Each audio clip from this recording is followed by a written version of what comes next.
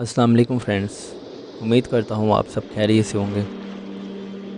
دجال یہودیوں کی نسل سے ہوگا جس کا قد ٹھگنا ہوگا، دونوں پاؤں ٹیڑے ہوں گے، جسم پر بالوں کی بھرمار ہوگی، رنگ سرخ باگندمی ہوگا، سر کے بال حبشیوں کی طرح ہوں گے، ناک چونچ کی طرح ہوگی، بائیں آنکھ سے کانا ہوگا، دائیں آنکھ میں انگور کے بقدر ناخنا ہوگا، اس کے ماتھے پر کاف، الف، فا اور را لکھا ہوگا جسے ہر مسلمان بآسانی پڑھ سکے گا۔ اس کی آنکھ سوئی ہوگی مگر دل جاگتا رہے گا۔ شروع میں وہ ایمان و اصلاح کا دعویٰ لے کر اٹھے گا، لیکن جیسے ہی تھوڑے بہت متبعین میسر ہوں گے وہ نبوت اور پھر خدائی کا دعویٰ کرے گا۔ اس کی سواری بہت ہی بڑی ہوگی کہ اس کے دونوں کانوں کا درمیانی فاصلہ ہی 40 گز کا ہوگا۔ ایک قدم تحت نگاہ مسافت کو طے کر لے گا۔ دجال پکا جھوٹا اور اعلیٰ درجہ کا شعبدے باز ہوگا۔ اس کے پاس گلوں کے ڈھیر اور پانی کی نہریں ہوں گی۔ زمین میں مدفون تمام خزانے باہر نکل کر شہد کی مکھیوں کی مانند اس کے ساتھ ہو لیں گے۔ جو قبیلہ اس کی خدائی پر ایمان لائے گا، دجال اس پر بارش برسائے گا، جس کی وجہ سے کھانے پینے کی چیزیں ابل پڑیں گی، درختوں پر پھل آ جائیں گے۔ کچھ لوگوں سے آ کر کہے گا کہ اگر میں تمہارے ماں باپوں کو زندہ کر دوں تو تم کیا میری خدائی کا اقرار کرو گے؟ لوگ اسبات میں جواب دیں گے کہ اگر اب دجال کے شیطان لوگوں کے ماں باپوں کی شکل لے کر نمودار ہوں گے۔ نتیجتاً بہت سے افراد ایمان سے ہاتھ دھو بیٹھیں گے۔ اس کی رفتار آندھیوں سے زیادہ تیز اور بھالوں کی طرح رواں ہوگی۔ وہ کرشموں اور شعبدہ بازیوں کو لے کر دنیا کی ہر چپا کو روندے گا۔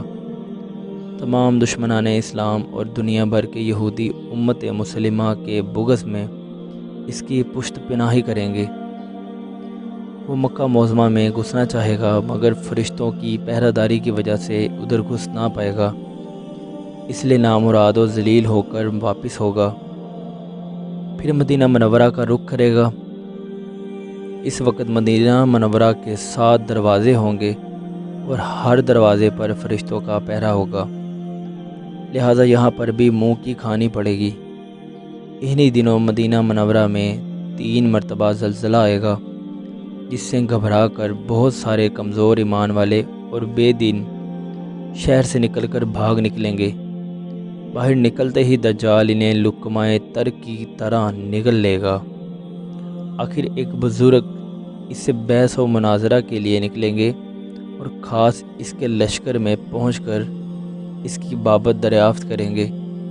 لوگوں کو اس کی باتیں شاق گزریں گی، لہٰذا اس کے قتل کا فیصلہ کریں گے، مگر چند افراد آڑ لے کر یہ کہہ کر روک دیں گے کہ ہمارے خدا یعنی دجال کی اجازت کے بغیر اس کو قتل نہیں کیا جا سکتا۔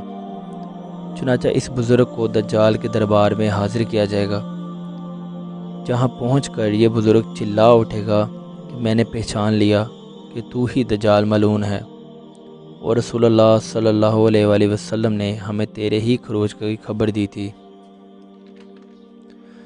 دجال اس خبر کو سنتے ہی آپے سے باہر ہو جائے گا، اس کو قتل کرنے کا حکم دے گا۔ درباری فوراً اس کے 2 ٹکڑے کر دیں گے۔ دجال اپنے حواریوں سے کہے گا کہ اب اگر میں اس کو دوبارہ زندہ کر دوں تو کیا تم کو میری خدائی کا پختہ یقین ہو جائے گا؟ یہ دجالی گروپ کہے گا کہ ہم تو پہلے ہی آپ کو خدا مانتے ہوئے آ رہے ہیں، البتہ اس معجزہ سے ہمارے یقین میں اور اضافہ ہو جائے گا۔ دجال اس بزرگ کے دونوں ٹکڑوں کو اکٹھا کر کے زندہ کرنے کی کوشش کرے گا۔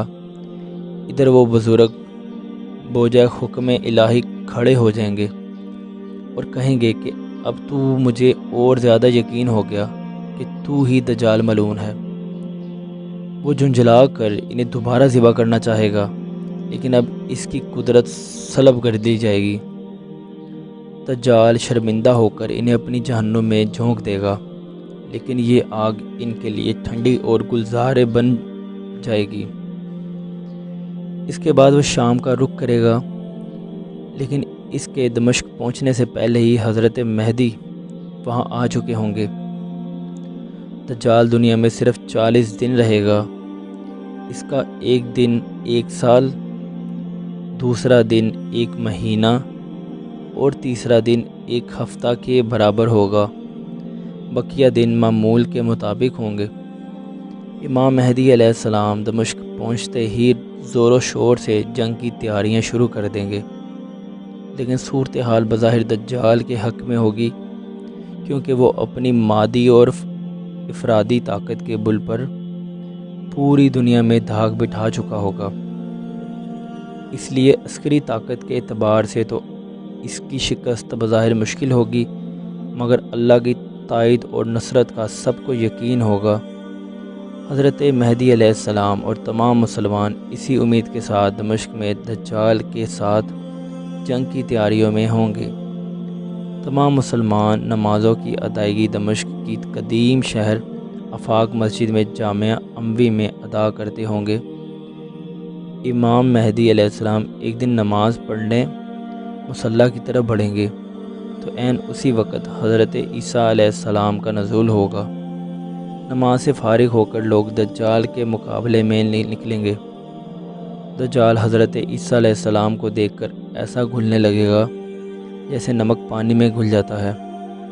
پھر حضرت عیسیٰ علیہ السلام آگے بڑھ کر اس کو قتل کر دیں گے، اور حالت یہ ہوگی کہ شجر و حجر آواز لگائیں گے کہ اے روح اللہ، میرے پیچھے یہودی چھپا ہے۔ چنانچہ وہ دجال کے چیلوں میں سے کسی کو بھی نہ چھوڑیں گے۔ پھر وہ صلیب کو توڑ دیں گے، یعنی صلیب پرستی ختم کر دیں گے۔ خنزیر کو قتل کر کے جنگ کا خاتمہ کر دیں گے، اور اس کے بعد مال و دولت کی ایسی فراوانی ہوگی کہ اسے کوئی قبول نہ کرے گا، اور لوگ اس سے ایسے دیندار ہو جائیں گے کہ ان کے نزدیک ایک سجدہ دنیا و مافیا سے بہتر ہوگا۔ یہ قصہ صحیح مسلم، ابن ماجہ، ابو داؤد، ترمذی، طبرانی، حاکم، احمد میں اسی طرح سے واقع ہے۔ یاد رہے، فتنہ دجال سے ہی آگاہی تمام انبیاء علیہ السلام کی سنت ہے، جبکہ آج کی یہ سنت مٹ چکی ہے۔ اس سنت کو زندہ رکھنا ہماری اور آپ کی ذمہ داری ہے۔ امید کرتا ہوں آپ کو یہ ویڈیو پسند آئے گی۔ اپنا بہت سا خیال رکھیے گا، دعاؤں میں یاد رکھیے گا۔ اللہ نگہبان۔